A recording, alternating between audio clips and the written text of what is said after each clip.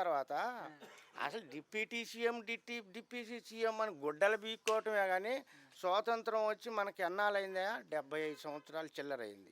75 సంవత్సరాల నుంచి సార్వత్రిక ఎన్నికలు జరుగుతున్నాయి, అన్ని ఎన్నికలు జరుగుతున్నాయి. డిప్యూటీ సీఎంలు ఎంతమంది రాలేదు, ఎంతమంది పోలేదు. ఈ డిప్యూటీ సీఎం అని ఒక పదవి పెట్టుకొని దానికి ఏందో అసలు డిప్యూటీ సీఎంకి ఏముంటుంది, పవర్ ఉంటుందా?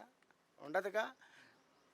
పంచాయతీలో ప్రెసిడెంట్ తర్వాత ఇంకొక వైస్ ప్రెసిడెంట్ ఉంటాడు చూడు, ఆ వైస్ ప్రెసిడెంట్కి ఏం పవర్ ఉందో డిప్యూటీ సీఎం కూడా అదే పవర్ ఉండేది. అర్థమైందా? దానికి ఏందో ఎగరేయటం, దించటం, అది పెద్ద ముఖ్యమంత్రి పదవి లేకపోతే గవర్నర్ పదవి అనుకుంటున్నారు వాళ్ళు. సమయం అనుకూలించింది, గెలిచారు. ప్రజలకి న్యాయం చేయండి. మీరు ఇచ్చిన వాగ్దానాలు ఉన్నాయే వాటిని శుభ్రంగా అమలుపరచండి, మళ్ళీ గెలవండి. మిమ్మల్ని ఎవరు వద్దనరు.